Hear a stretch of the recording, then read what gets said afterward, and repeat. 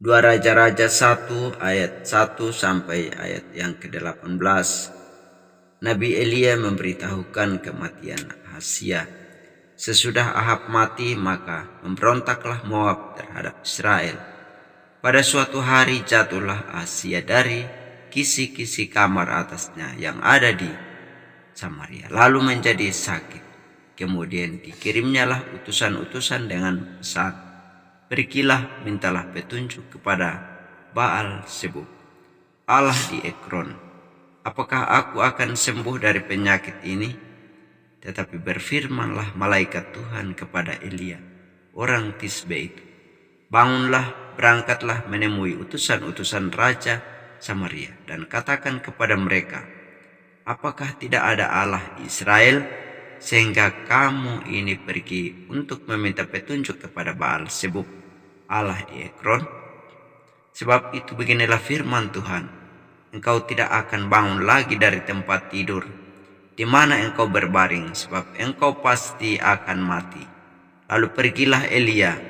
Sesudah utusan-utusan itu kembali kepada raja, berkatalah ia kepada mereka, "Mengapa kamu kembali?" Jawab mereka kepadanya, "Ada seorang datang menemui kami dan berkata kepada kami, 'Pergilah, kembalilah kepada raja yang telah menyuruh kamu, dan katakanlah kepadanya, beginilah firman Tuhan, apakah tidak ada Allah di Israel, sehingga engkau menyuruh meminta petunjuk kepada Baal Zebub, Allah di Ekron? Sebab itu engkau tidak akan bangun lagi dari tempat tidur di mana engkau berbaring, sebab engkau pasti akan mati.'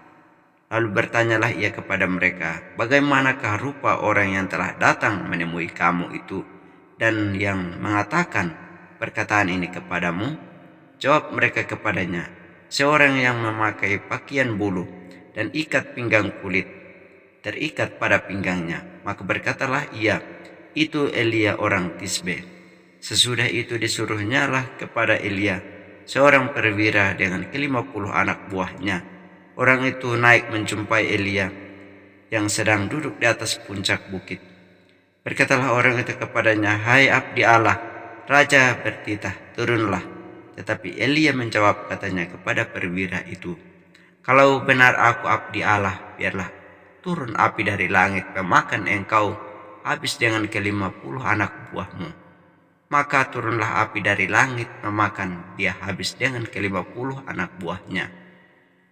Kemudian raja menyuruh pula kepadanya seorang perwira yang lain dengan ke-50 anak buahnya. Lalu orang itu berkata kepada Elia, 'Hai abdi Allah, beginilah titah raja, segeralah turun.' Tetapi Elia menjawab mereka, 'Kalau benar aku abdi Allah, biarlah turun api dari langit memakan engkau habis dengan ke-50 anak buahmu.' Maka turunlah api Allah dari langit memakan dia habis dengan ke-50 anak buahnya. Kemudian raja menyuruh pula seorang perwira yang ketiga dengan ke-50 anak buahnya.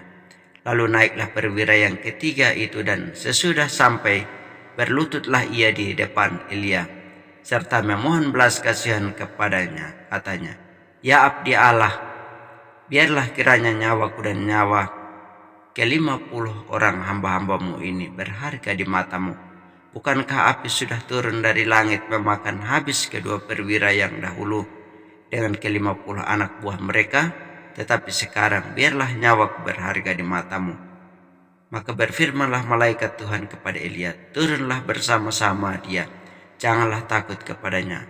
Lalu bangunlah Elia dan turun bersama-sama dia menghadap raja.